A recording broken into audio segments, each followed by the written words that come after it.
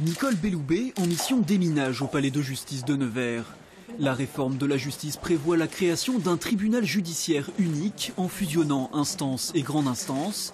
Pour les petits tribunaux, une crainte, être marginalisé, voire même perdre des sites comme le tribunal d'instance de Clamecy pour la Nièvre. Une perspective écartée par la garde des Sceaux. Ce qui est important, c'est qu'il y ait partout, en première instance, une juridiction de proximité.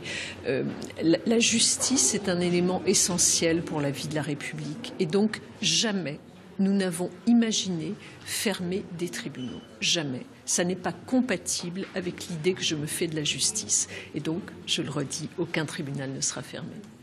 La ministre de la Justice a promis au personnel qu'il n'y aurait pas de mobilité forcée.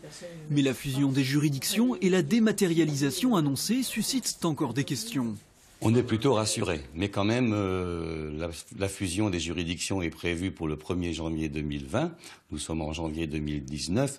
Ça va venir très vite et il y a quand même encore beaucoup de choses à préciser et il y a encore quand même certaines inquiétudes qui vont encore vont venir impacter les collègues.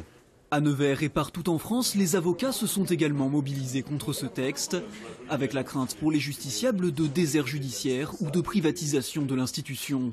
S'ils ont eu quelques réponses, le fond de la réforme ne les convainc toujours pas. J'ai été rassuré uniquement en ce qui concerne la Nièvre sur les implantations des juridictions qui ne seront pas touchées. Maintenant, vous savez très bien comme moi que la réforme est toujours en cours et les surprises sont toujours attendues. L'examen du texte par le Parlement devrait reprendre en deuxième lecture dès la semaine prochaine. S'il est voté, son entrée en vigueur est prévue pour le 1er janvier 2020.